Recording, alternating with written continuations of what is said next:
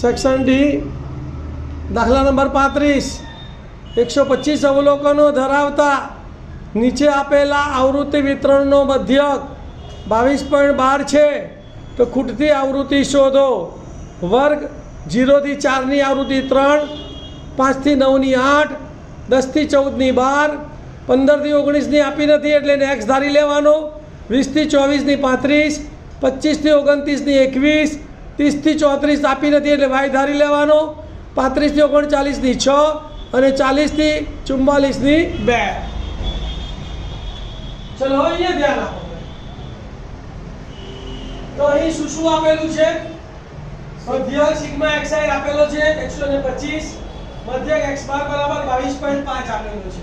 દાખલો મેં કેવી છે સમાન એટલે કઈ રીતે દાખલો ગણીશું આપણે? પદ વિચલનની રીત.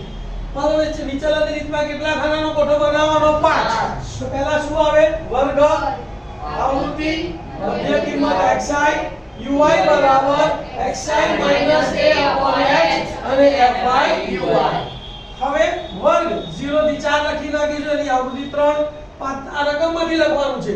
5 થી 9 ની 8, 10 થી 14 ની 12, 15 થી 19 ની આવૃત્તિ આપેલી નથી તેને x ધારીએ. x ના ની જગ્યાએ થોડો દૂર લખીશું બરાબર. 20 થી 24 ની આવૃત્તિ 35, 25 થી 29 ની આવૃત્તિ 30 થી 34 ની આવૃત્તિ આપેલી એટલે આપણે y એને પણ થોડો દૂર લખીશું. 35 થી 39 ની આવૃત્તિ 40 થી 44 ની આવૃત્તિ આ બધાનો સરવાળો કરીએ તો 8 ને 3 11 ને 2 13 ને 5 18 ને 19 19 ને 6 25 ને 2 27 નો સાતડો ઓધી પડી 2 2 ને 1 3 3 ને 3 6 ને 2 8 તો 87 વત્તા x વત્તા y. હવે સિગ્મા fi કેટલો આવ્યો બોલો? 87 વત્તા x વત્તા y. તો આપણી પાસે સિગ્મા fi કેટલો છે? 125. તો માટે 27 વત્તા x વત્તા y બરાબર 125 પ્લસ 87 સામે જાય તો માઈનસ. તો માટે x વત્તા y બરાબર 125 માઈનસ 87. 15 માંથી 7 જાય તો 8 અને 11 માંથી 8 જાય તો 3 તો x વત્તા y બરાબર કેટલા આયા? 38. વર્ગ લંબાઈ h તો બે ક્રમિક અધસીમા અથવા બે ક્રમિક ઉર્ધ્વ સીમાનો તફાવત લેવાનો. તો 5 માંથી 0 જાય તો 5, 9 માંથી 4 જાય તો બી 5. તો વર્ગ લંબાઈ h કેટલી છે? 5. હવે મધ્ય કિંમત શોધીશું. તો મધ્ય કિંમતનું સૂત્ર શું છે? અધસીમા વત્તા ઉર્ધ્વ સીમા ભાગ્યા 2. 0 વત્તા 4 ભાગ્યા 2 એટલે 2. હવે દરેકમાં શું ઉમેરવાનું? વર્ગ લંબાઈ 5 છે ને 5 5 ઉમેરી દો. તો 2 ને 5 7, 7 ને 5 12 ને 5 17, 18 ને 5 22, 23 ને 5 27, 23 ને 5 32, 23 ને 5 33 ને 5 હવે uy તો જ્યારે ખૂટતી બે આવૃત્તિ આપી હોય તો જે બે ખૂટતી આવૃત્તિ હોય ને એ બેમાંથી એકને આપણે uy તરીકે એ ધારેલા મધ્ય કિંમત લેવાનું. કાં તો 17 ને ધારો કાં તો 32 ને ધારીશું. તો આપણે 17 ને ધારેલી મધ્ય કિંમત લઈએ આપણે સ્મોલ a બરાબર. તો સ્મોલ a બરાબર 17 અહીંયા લખી કાઢ્યું. ધારો કે સ્મોલ a બરાબર 17. હવે જેની આપણે મધ્ય કિંમત ધારી એની uy કેટલું આવે? 0 ઉપર -1 -2 -3 નીચે 1 2 3 4 5 બરાબર. હવે કોનો ગુણાકાર કરવાનો છે અહીંયા? fy અને uy નો. આ fy છે અને આ uy છે એટલે ભૂલથી આ બેનો ગુણાકાર ના થાય.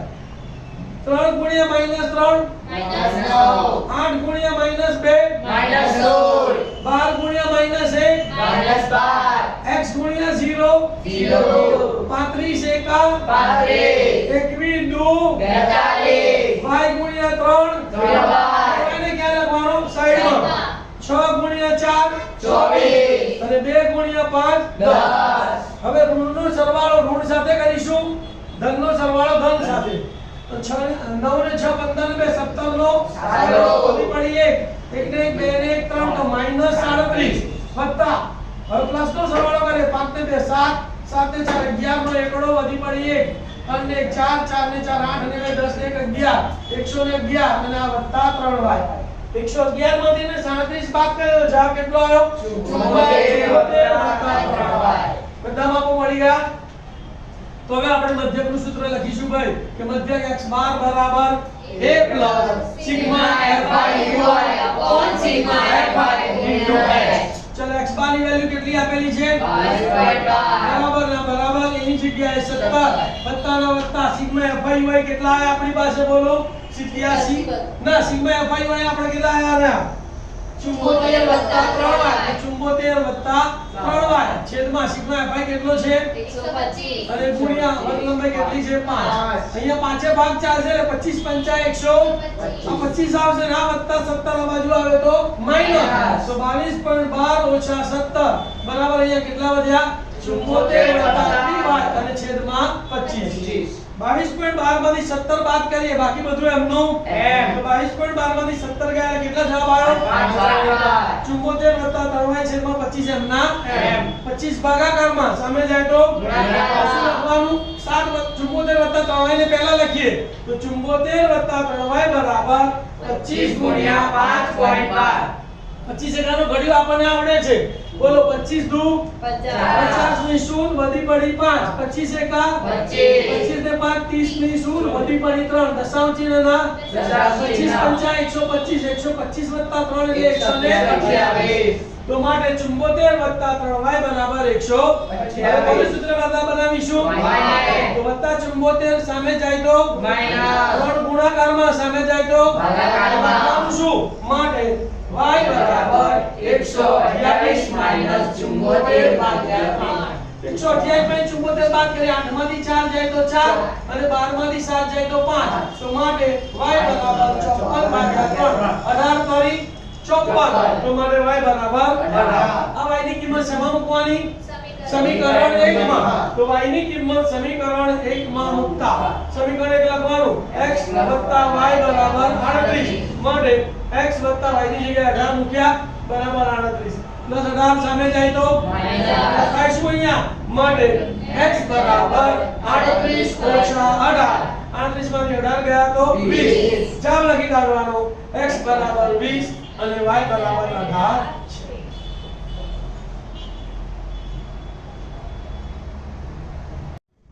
દાખલા નંબર 37 રચના છે જે ત્રિકોણની બાજુઓ નો આપેલ ત્રિકોણ ABC ની અનુરૂપ બાજુઓ સાથેનો ગુણોત્તર 3/4 હોય તેવો ત્રિકોણ ABC ને સમરૂપ ત્રિકોણની રચના કરો અને રચનાના મુદ્દા લખો ધ્યાન આપજો ભાઈ અહીં ત્રિકોણનું માપ આપણને આપેલું નથી તો કોઈ પણ માપનો આપણે ત્રિકોણ રચી કાઢવાનો કેવા માપનો કોઈ પણ માપનો ત્રિકોણ ABC રચી કાઢવાનો A B અને C પક્ષમાં શું લખવાનું બોલો ત્રિકોણ ABC આપ્યો છે કૃત્ય ત્રિકોણ ABC ની અનુરૂપ બાજુઓ સાથેનો ગુણોત્તર 3:4 હોય તેવો ત્રિકોણ ABCD રચો રચનાનો પહેલો મુદ્દો જેવું દોરવાનું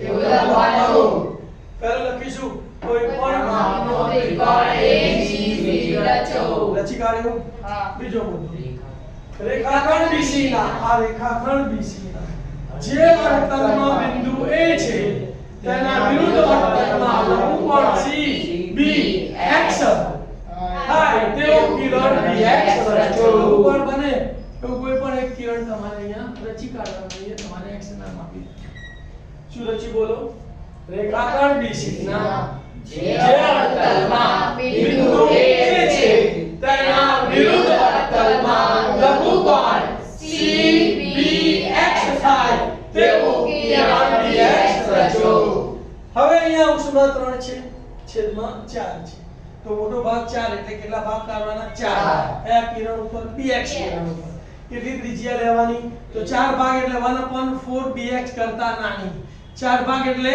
1/4 BX કરતા નાની 5 ભાગ હોય તો 1/5 BX કરતા નાની 7 ભાગ હોય તો 1/7 BX કરતા નાની તો મુદ્દો શું લખીશું BX કિરણ પર બિંદુ P ને કેન્દ્ર લઈ 1/4 BX કરતા નાની અનુકૂળ ત્રિજ્યા R લઈ બિંદુઓ B1 B2 B3 અને B4 એવા રચો કે જેથી B1 બરાબર B1 B2 બરાબર B2 B3 બરાબર B3 B4 થાય ધ્યાન આપો કોઈ પણ ત્રિજ્યા લેવાની એક અને અહીંયાથી તમારે ચાર ચાપ આ 1 2 3 અને 4 બરાબર અહીંયા તમારે નામ આપી દેવાનું પહેલું બિંદુ છે B1 બીજું બિંદુ છે B2 ત્રીજું બિંદુ B3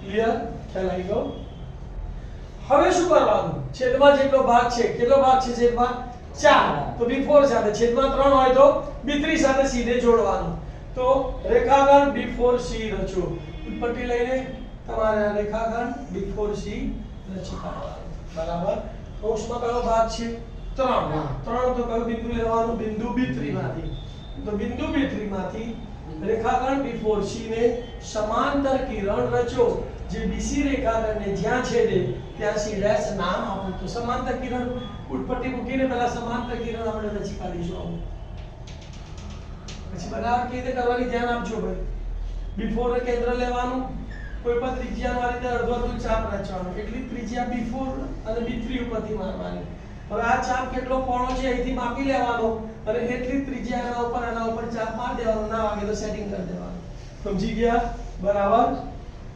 અહીંયા શું નામ આપવાનું C' તો કયો મુદ્દો હતો બોલો ફરી એકવાર બિંદુ B3 માંથી B4C ને સમાંતર કિરણ રચો જે BC ને બિંદુ C' માં છેદે સેમ પ્રક્રિયા હવે ત્યાંથી C1 માંથી બિંદુ C' માંથી કોને સમાંતર રેખાખંડ AC ને સમાંતર કિરણ રચો જે BA રેખાખંડને જ્યાં છેદે ત્યાં A' નામ આપો તો અહીંયાથી ફૂટપટ્ટી મૂકીને તમારે શું કરવાનું સમાંતર કિરણ પહેલા રચી કાઢવાનું બરાબર હવે જો આ પહોળું આવ્યું અહીંયા સાંકડું આવ્યું તો ના ચાલે તો બધે માપ કેવું દેખાવું જોઈએ સરખું એટલે તમારે શું કરવાનું એક સરખું કિરણ રચી કાઢવાનું જેવી પ્રક્રિયા અહીંથી કરી એવી રીતે અહીંયા C અને C1' થી કોઈ પણ અનુકૂળ એક નાની ત્રિજ્યા લેવાની એક અર્ધવર્તુળ ચાપ એના ઉપર દોરવાનું એટલી ત્રિજ્યા આના ઉપર દોરવાનું અહીંથી ને આના ઉપર ચાપ માર દેવાનો એટલી ત્રિજ્યા અહીંથી ને આના ઉપર ચાપ માર દેવાનો બરાબર એટલે તમારી રચના પૂરી અહીંયા તમારા તૂટક લાઈન આગળ બતાવી દેવાની અને અહીંયા નામ આપી દેવાનું તો આમ ત્રિકોણ A'BC' એ માગેલ સમરૂપ ત્રિકોણ છે અથવા દાખલા નંબર 37 4 સેન્ટીમીટર ત્રિજ્યાવાળા વર્તુળને સમકેન્દ્રી બીજા 6 સેન્ટીમીટર ત્રિજ્યાવાળા વર્તુળ પરના બિંદુમાંથી પ્રથમ વર્તુળને સ્પર્શતા સ્પર્શકની રચના કરો તેની લંબાઈ માપો અને રચનાના મુદ્દા લખો ધ્યાન આપજો ભાઈ અથવામાં રચના પૂછાય છે તમારે બેમાંથી એક રચના ગણવાની છે પક્ષમાં શું લખવાનું વર્તુળ O કેન્દ્ર 4 સેન્ટીમીટર ત્રિજ્યા અને વર્તુળ O કેન્દ્ર 6 સેન્ટીમીટર ત્રિજ્યા આપેલા છે કૃત્ય શું છે ભાઈ તો કે વર્તુળ O કેન્દ્ર 6 સેન્ટીમીટરના વર્તુળ પરના બિંદુ A માંથી વર્તુળ O કેન્દ્ર 4 સેન્ટીમીટરના સ્પર્શકની રચના કરો કૃત્ય તો મુદ્દા લખીશું ભાઈ પહેલા 4 સેન્ટીમીટરનું વર્તુળ 1 2 3 અને 4 સેન્ટીમીટર ત્રિજ્યાનું એક વર્તુળ દોરી કાઢીએ આપણે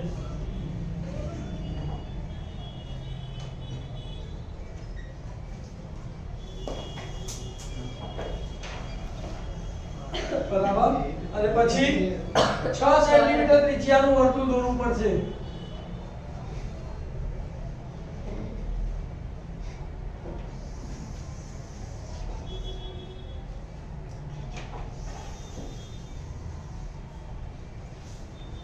બરાબર છે બે વર્તુળ સમકેન્દ્રીય વર્તુળો દોરવાના છે એક 4 સેન્ટીમીટર ત્રિજ્યાનું અને બીજું 6 સેન્ટીમીટર બીજો મુદ્દો ધારો કે વર્તુળ O કેન્દ્ર 6 સેન્ટીમીટર ત્રિજ્યા પર બિંદુ A લો આવેલું છે આ બિંદુ આપણે A લેવાનું અને આ વર્તુળનું કેન્દ્ર O છે અને આ રેખાખંડ OA ને જોડી દેવાનું એના પછીનો મુદ્દો રેખાખંડ OA રચી તેના લંબ દ્વિભાજક રચી તેનું મધ્ય બિંદુ M મેળવો 8મા ધોરણમાં લંબ દ્વિભાજકની રચના ભણી ગયા અડધા કરતા વધારે ત્રિજ્યા લેવાની એક ચાપ O ઉપરથી ઉપર નીચે મારવાનો, એક ચાપ A ઉપરથી ઉપર નીચે મારવાનો. કોઈ એક ત્રિજ્યા લઈ લેવાની. ચલો આ ત્રિજ્યા લીધી આપણે, બરાબર. ચલો O ઉપરથી આ એક ચાપ મારું છું આછો, એટલી ત્રિજ્યાએ હવે A ઉપરથી ચાપ મારવાનો. અહીંયા છેદતી નથી તો ત્રિજ્યા કેવી કરીશું, થોડી મોટી લઈશું.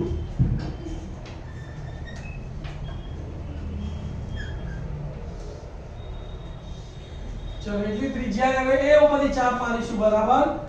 અને વધારાનો ચાપ શું કરવાનો, આપણે ઘૂસી નાખવાનો.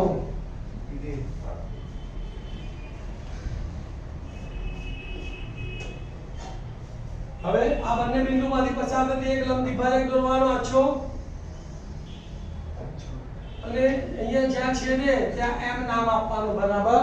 હવે આગળનો મુદ્દો, વર્તુળ M ને કેન્દ્ર લઈ OM જેટલી ત્રિજ્યા રચો, જે વર્તુળ O કેન્દ્ર 4 સેન્ટીમીટર ત્રિજ્યાને બે ભિન્ન બિંદુઓ P અને Q માં છેદે. અહીંયા ધ્યાન આપો, M ને કેન્દ્ર લેવાનું. તમે AM જેટલી ત્રિજ્યા લઈ શકો છો અથવા તો OM જેટલી ત્રિજ્યા, બંને સરખી જ છે. આ ત્રિજ્યાનું એક વર્તુળ દોરી કાઢવાનું ભાઈ. હવે જે આ વર્તુળને છેદે આ વર્તુળનું નામ શું છે, વર્તુળ O કેન્દ્ર 4 સેન્ટીમીટર ત્રિજ્યાને બે ભિન્ન બિંદુઓમાં છેદ્યા છે. અહીંયા નામ આપી દઈશું આપણે P અને અહીંયા નામ આપી દઈશું આપણે Q. પછીનો મુદ્દો, રેખાખંડ AP અને રેખાખંડ AQ રચો. તો આ AP અને AQ એ આપણા માગેલા સ્પર્શકો છે અને એની લંબાઈ માપી લઈએ, સ્પર્શકની લંબાઈ. તો AP બરાબર AQ બરાબર કેટલી આવશે, 4.5 સેન્ટીમીટર.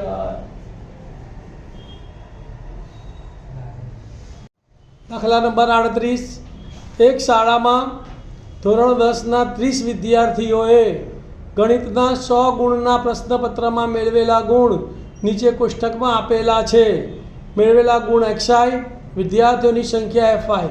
10 ગુણ એક વિદ્યાર્થીએ, 20 ગુણ એક વિદ્યાર્થીએ, 36 ગુણ 3 વિદ્યાર્થીએ, 40 ગુણ 4 વિદ્યાર્થીએ, 50 ગુણ 3 વિદ્યાર્થીએ, 56 ગુણ 2 વિદ્યાર્થીએ, 60 ગુણ 4 વિદ્યાર્થીએ, 70 ગુણ 4 વિદ્યાર્થીએ, 72 ગુણ 1 વિદ્યાર્થીએ, 80 ગુણ 1 વિદ્યાર્થીએ, 88 ગુણ 2 વિદ્યાર્થીએ, 92 ગુણ 3 વિદ્યાર્થી અને 95 ગુણ 1 વિદ્યાર્થીએ આપેલા છે. તો વિદ્યાર્થીઓએ મેળવેલા ગુણનો મધ્યક શોધો.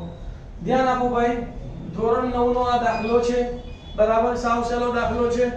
તો અહીંયા વિદ્યાર્થીઓની સંખ્યા કુલ 30 છે. તો કોષો બનાવીશું. મેળવેલા ગુણ xi, વિદ્યાર્થીઓની સંખ્યા fi અને fi xi. એટલે કયું સૂત્ર આવશે, મધ્ય x બાર બરાબર sigma fi xi upon sigma fi. ગુણ લખી કાઢીએ. 10 20 36 40 50 56 60 70 72 80 88 92 95 અને અહીંયા કુલ રકમમાં જોઈને આવૃત્તિ લખી કાઢીએ. 1 1 3 4 3 2 4 4 1 1 2 3 અને 1 અને કુલ આવૃત્તિ કેટલી છે, 30 છે, બરાબર. હવે આપણે અહીંયા fi અને xi નો ગુણાકાર કરીશું. બોલો, 10 એકા 20 એકા 36 તરી 40 ચોક 50 તરી 56 દુ 60 ચોક 70 ચોક 72 એકા 80 એકા 82 દુ 92 તરી 95 એકા 95. હવે આનો આપણે સરવાળો કરીએ, સિગ્મા fi xi. તો બોલો, 0 8 8 ને 2 10 10 ને 2 12 12 ને 6 18 18 ને 6 24 24 ને 5 29 29 નો વધી પડી 2 2 ને 1 3 ને 2 5 ને 6 11 11 ને 5 16 ને 1 17 17 ને 4 21 21 ને 8 29 29 ને 7 36 36 ને 8 44 44 ને 7 44 ને 7 51 51 ને 7 58 58 ને 9 67 67 નો વધી પડી 6 6 ને 1 7 ને 1 8 ને 1 9 ને 1 10 ને 2 12 ને 2 14 ને 1 15 ને 2 17 ના 17 તો સિગ્મા fi xi કેટલો આવ્યો 1779. હવે સૂત્ર લખીશું ભાઈ આપણે કે મધ્ય x બાર બરાબર sigma fi xi upon sigma fi. Sigma fi xi ની વેલ્યુ કેટલી છે 1779 ભાગ્યા સિગ્મા fi 30.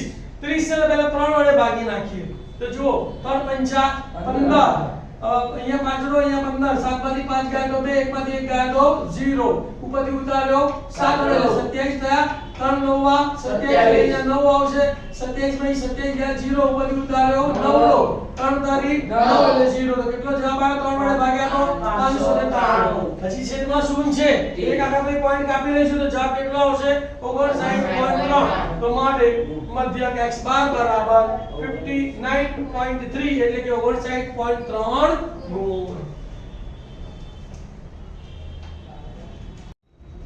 દાખલા નંબર 39, 1 સેન્ટીમીટર વ્યાસ અને 8 સેન્ટીમીટર લંબાઈ વાળો એક તાંબાનો સળિયો તેમાંથી 18 મીટર લંબાઈનો એક સરખી જાડાઈ વાળો તાર બનાવાય છે તો તારની જાડાઈ શોધો. ધ્યાન આપો ભાઈ, આ સળિયો છે તાંબાનો જેનો વ્યાસ 1 સેન્ટીમીટર અને લંબાઈ કેટલી છે 8 સેન્ટીમીટર. એમાંથી જે આ તાર બનાવવામાં આવ્યો છે જેની લંબાઈ કેટલી છે 18 મીટર અને એની આપણે જાડાઈ શોધવાની છે. તો અહીંયા લખીશું અહીં તારના સળિયાનો વ્યાસ કેટલો છે 1 સેન્ટીમીટર. તો વ્યાસ ઉપરથી શું શોધીશું ત્રિજ્યા. આના માટે બધું કેપિટલ વાપરીશું અને આના માટે બધું સ્મોલ વાપરીશું. તો આની ત્રિજ્યા કેટલી થશે ત્રિજ્યા r બરાબર વ્યાસ ભાગ્યા 2 તો માટે કેપિટલ R બરાબર 1/2 સેન્ટીમીટર. સળિયાની લંબાઈ એટલે એની ઊંચાઈ કહેવાય h બરાબર 8 સેન્ટીમીટર અને બંનેમાં મળી ગયા. હવે આ સળિયામાંથી 18 મીટર લંબાઈનો એક સરખી જાડાઈ વાળો તાર બનાવવામાં આવે છે તો મારે તારની લંબાઈ h બરાબર 18 મીટર. અહીંયા માપ સેન્ટીમીટરમાં છે તો આને પણ સેન્ટીમીટરમાં ફેરવવા પડે. 1 મીટર બરાબર 100 સેન્ટીમીટર તો 18 ગુણ્યા 100 એટલે 1800 સેન્ટીમીટર. કાળમાં લખવાનું 1 મીટર બરાબર 100 સેન્ટીમીટર. તારની જાડાઈ શોધવાની છે એટલે તારનો વ્યાસ શોધવાનો. શું શોધવાનો તારનો વ્યાસ. હવે એક વસ્તુમાંથી બીજી વસ્તુ બનાવીએ તો બંનેના ઘનફળ કેવા રહે સરખા. જેનું માપ શોધવાનું એના ઘનફળનું સૂત્ર પહેલા લખવાનું. તો આપણે તારનું માપ શોધવાનું છે તો માટે શું લખીશું તારનું ઘનફળ બરાબર સળિયાનું ઘનફળ થાય. તાર એટલે પણ નળાકાર, સળિયો પણ નળાકાર, તો બંનેના સૂત્રો કેવા આવશે સરખા. તો માટે તારનું ઘનફળ એટલે પાઈ r2h પણ આમાં r અને h કેવો આવશે સ્મોલ અને સળિયાનું ઘનફળ પણ પાઈ r2h આમાં r અને h કેવો આવશે કેપિટલ. સામ સામે સરખે સરખું ઉડી ગયું તો પાઈ પાઈ ઉડી ગયા તો માટે r2h બરાબર r2h.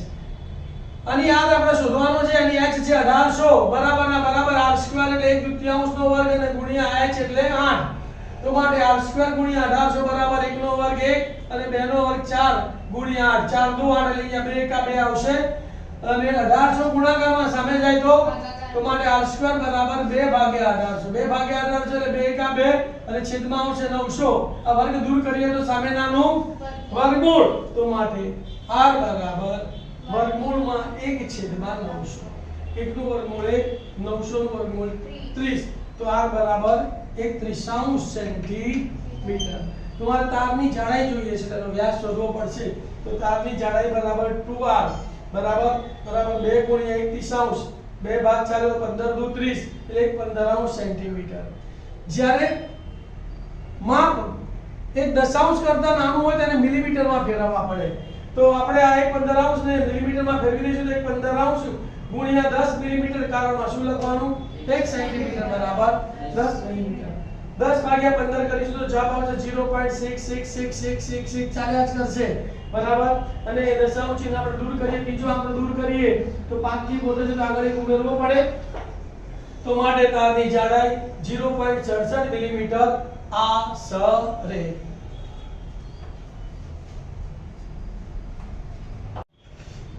દાખલા નંબર 39 અથવા એક જ્યુસ વેચવા વાળો તેના ગ્રાહકને પ્યાલામાં જ્યુસ આપતો હતો. નળાકારનો પ્યાલાના અંદરનો વ્યાસ 5 સેન્ટીમીટર છે પરંતુ પાયામાં અર્ધગોલક ભાગ ઉપસી આવેલો હતો જેથી પ્યાલાની ક્ષમતા ઓછી થતી હતી. જો પ્યાલાની ઊંચાઈ 10 સેન્ટીમીટર હોય તો તેની આભાસી ક્ષમતા અને તેની વાસ્તવિક ક્ષમતા શોધો. પાઈ બરાબર 3.14 લો. ધ્યાન આપો ભાઈ. આ પ્યાલો છે, 5 સેન્ટીમીટરનો વ્યાસ છે, 10 સેન્ટીમીટર ઊંચાઈ છે, અને આ પ્યાલો અંદરથી આવો અર્ધગોલકમાં ઉપસી આવે એટલે આટલા ભાગમાં આટલું આપણને જ્યુસ ઓછું મળે. તો લખીશું અહીં પ્યાલાનો વ્યાસ બરાબર 5 સેન્ટીમીટર, તો મારે ત્રિજ્યા r બરાબર વ્યાસ ભાગ્યા 2, તો r બરાબર 5/2 સેન્ટીમીટર. પ્યાલાની ઊંચાઈ આપેલી છે h બરાબર 10 સેન્ટીમીટર અને પાઈ બરાબર 3.14. તો આ જો અર્ધગોલક ઉપસી ના આવ્યો હોય તો પ્યાલામાં જે ઘનફળ આવે એ એની કેવી ઘન ક્ષમતા કહેવાય? વાસ્તવિકતા. તો પ્યાલાની વાસ્તવિક ક્ષમતા બરાબર પ્યાલાનું ઘનફળ. પ્યાલો શું છે? નળાકાર. તો એનું ઘનફળનું સૂત્ર પાઈ r²h. પાઈ એટલે 314/100 ગુણ્યા r² એટલે 5/2 ગુણ્યા 5/2 અને h એટલે 10. 2 પંચા 10 અને 2 આવશે 157. તો કેટલા વધ્યા? 157 ગુણ્યા 5 25 25 પંચા 125. 157 ગુણ્યા 125 અને છેદમાં 100. તો 157 ગુણ્યા 125 કર્યો આપણે.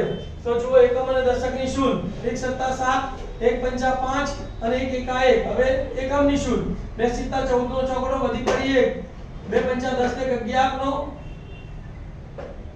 2 પંચા 10 ને 11 નો એકડો વધી પડી 1 અને 2 એકા 2 2 ને 1 3.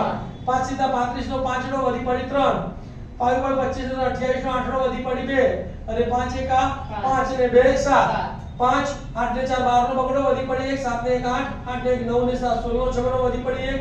5 ને 1 6 ને 3 9 અને 1 તો 19625 છેદમાં 100 છે એટલે બે આંકડા આપણે પોઈન્ટ કાપી કાઢીએ તો 196.25 સેન્ટીમીટર નો ઘન એ પ્યાલાની વાસ્તવિક ક્ષમતા છે. બરાબર. હવે આપણને શું કહે છે કે પ્યાલામાં અર્ધગોલક ભાગ ઉપસી આવેલો છે. તો આ જે અર્ધગોલક ભાગ છે આ રીતે ઉપસી આવેલો છે એટલે આટલું જ્યુસ ઓછું મળે. તો આ અર્ધગોલકનું ઘનફળ આપણે શોધી કાઢવાનું અને પ્યાલાના ઘનફળમાંથી બાદ કરી દઈએ તો આપણને પ્યાલાની આભાસી ક્ષમતા મળી જાય. તો અર્ધગોલકની ત્રિજ્યા r બરાબર પણ કેટલી થશે? 5/3 સેન્ટીમીટર.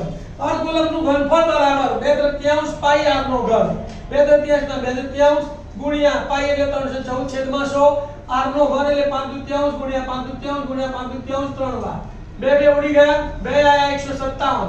અહીંયા કેટલા વધ્યા? 157 ગુણ્યા પાઈ પર 25 પંચા 125 એટલે 157 ગુણ્યા 125 છેદમાં 2 તારી 6 અને છેદમાં 100. તો 157 ગુણ્યા 125 છેદમાં 100 નો જવાબ આપણી પાસે કેટલો છે? 196.25. તો 196.25 ભાગ્યા 6 અને 6 વડે ભાગ્યા ધ્યાન આપો અહીંયા.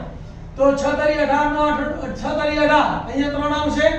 19 માંથી 18 ગયા 1 ઉપર ઉતારો છગડો 6 દુ 12.